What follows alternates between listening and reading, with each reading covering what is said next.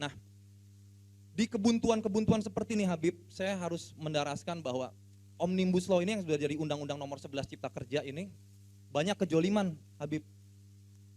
Mudah-mudahan kedatangan Habib bukan hanya jadi momentum bersatunya. Bukan kami tidak mendukung rezim ya, tapi kebijakannya banyak yang tidak berpihak pada kami, terutama kaum buruh. Assalamualaikum. Kemudian kita lanjutkan kesempatan yang pertama kita berikan dari kawan-kawan perwakilan buruh. Nah, kita berikan beberapa menit untuk menyampaikan apa yang perlu disampaikan. Tafadhol. Habib Rizik Sihab yang saya pribadi muliakan. Perkenalkan, nama saya Iyut, nama panjang yang Mang Iyut Hasudungan, orang Sumatera. Tapi saya lama di Bekasi, saya di Gabungan Serikat Buruh Mandiri, saya non muslim kawan-kawan. Sebelum saya masuk ke yang ingin saya sampaikan dari gerakan buruh 2011 kalau tidak salah Habib, saya pernah ke sini satu-satunya. Makanya saya mengantarkan teman saya juga yang saya ingat tapi saya lupa, jangan sudah 9 tahun. Waktu itu kejadian framing propaganda FPI itu Pak Habib, yang Fahira Idris pingsan itu Habib dulu. Saya ada di sana Habib. Di situ pertama kali saya melihat Abang Jose Rizal, almarhum Abang Jose Rizal, yang mengubah pandangan hidup saya. Kenapa? Karena waktu itu tuh di situ ada Uni Lubis kalau tidak salah. Ada Uni Lubis, wartawan senior. Oke benar, sorry. Ya, azan ya benar. Maaf.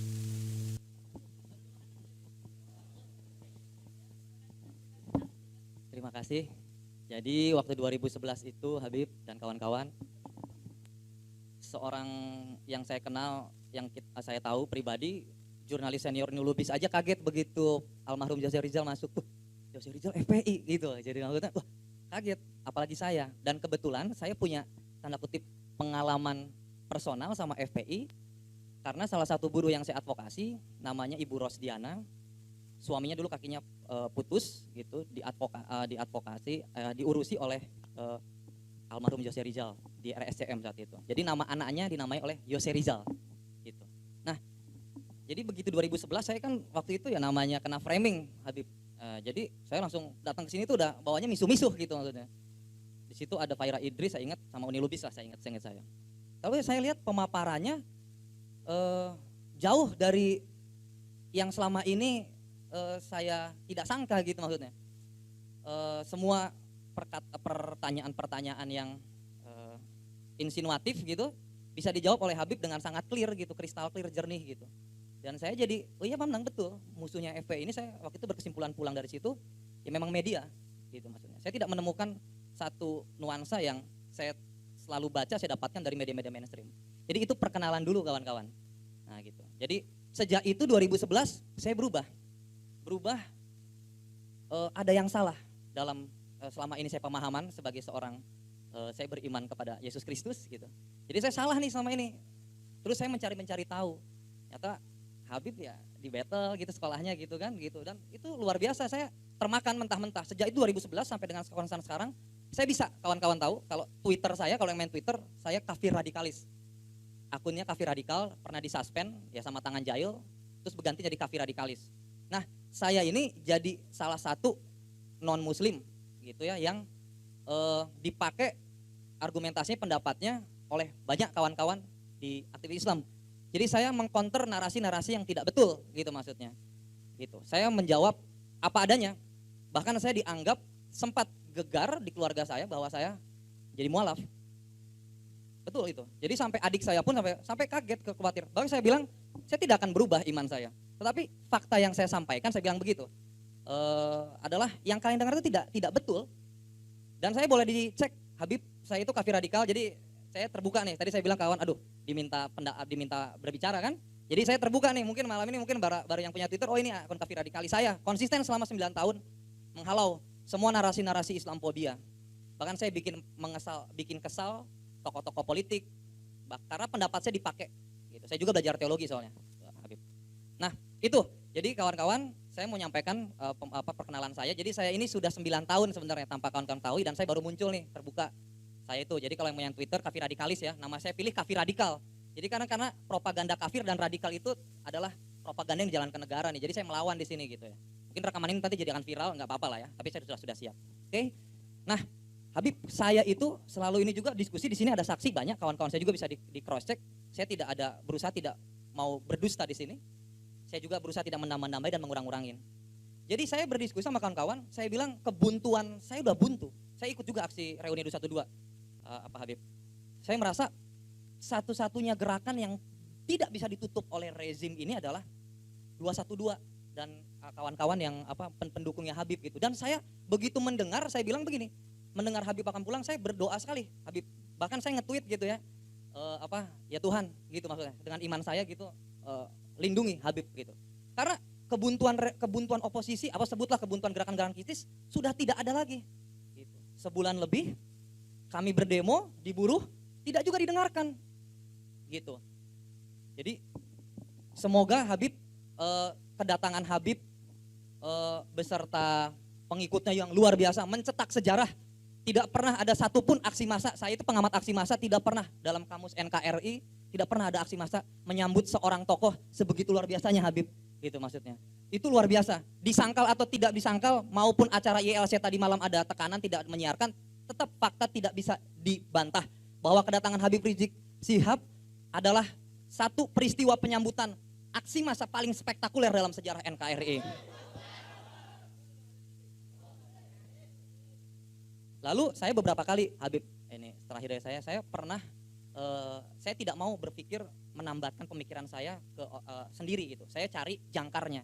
Salah satu yang saya ajak ngobrol adalah saya 2 kali berkesempatan ke rumahnya Rocky Gerung. Nah, begini saya tukar pikiran tanpa pikiran tertukar. Saya mendapatkan satu hal yang betul makin menguatkan bahwa yang didengung-dengungkan selama ini saya menganggap akal sehat itu Rocky Gerung pakai Monas, monumen akal sehat. Memang betul Pak Habib, bahwa saya merasakan dari tadi saya tidak ada rasa takut, bahkan merasa seperti saya merasa nuansa yang hangat. Bahkan tadi saya salah, saya kira non muslim, saya akhirnya keluar tadi kata saya, maka tadi permisi saya non muslim boleh gak di sini gitu maksudnya gitu. Tapi tidak ada masa intimidasi seperti tahun 2011 Habib. Saya merasa waktu itu kayak semualah melawan saya gitu maksudnya. Nah, di kebuntuan-kebuntuan seperti ini Habib, saya harus mendaraskan bahwa Omnibus Law ini yang sudah jadi Undang-Undang Nomor 11 Cipta Kerja ini banyak kejoliman Habib. Mudah-mudahan kedatangan Habib bukan hanya jadi momentum bersatunya. Bukan kami tidak mendukung rezim ya, tapi kebijakannya banyak yang tidak berpihak pada kami, terutama kaum buruh. Gitu. Nah, semoga kawan-kawan di sini saya minta energinya yang luar biasa Habib. Dengan Habib saya dari gerakan buruh, ayo kita saling sinergi gitu. Itu Omnibus Law ini jahat, kita wariskan kepada masa depan gitu. Tolong dihentikan dengan bagaimana kita menyuarakan bersatu lagi agar saya merasa gini Habib, nyuwun sewu, punten ini kalau bahasa Sundanya. Saya merasa kawan-kawan masih tuntutannya itu masih yang bernuansa teologi gitu Pak Habib gitu, bahwa isu Islam itu masih nomor 1. Menurut kami itu harus di-blend gitu Pak Habib gitu, dengan kawan-kawan dengan segala hormat. Di-blend kenapa? Biar ketika masa Islam itu bisa mendapatkan simpatik dari masa kiri, masa tengah, saya hakul yakin gitu akan ada terjadi perubahan. Selama ini kita tidak ngeblend, mudah-mudahan suara saya ini bisa merangkul. Saya juga bermati-matian selama ini 9 tahun melawan narasi-narasi Islamophobia gitu. Dan selain itu Pak Habib, saya juga mengaku dosa nih di sini, tanda kutip. Saya itu aktivis Islamophobia sebenarnya di dunia sosial media. Jadi saya aktivis Islamophobia tuh, makanya saya berani datang 2011 itu saya pengen tahu nih gitu, gimana sih FPI gitu. Jadi saya Islamophobia nih. Tapi 9 tahun ini saya menebus dosa saya menghantam semua narasi, bahkan saya sampai diincar oleh yang ya saya sebutnya pakai istilah ahlul Pancasila. Orang-orang yang merasa paling Pancasila, yang paling bisa merasa mereka paling berjasa bagi negeri ini, paling Pancasila pokoknya lah gitu. Itu Habib. Jadi sekali lagi nama saya Iut, mudah-mudahan ini menjadi awal karena tidak boleh berpanjang lebar juga, masih banyak kawan-kawan yang mau berbicara. Itu saja Habib, mudah-mudahan kedatangan Habib menjadi momentum persatuan antara masa Islam, masa tengah dan masa kiri. Dan saya sangat yakin Pak Habib bahwa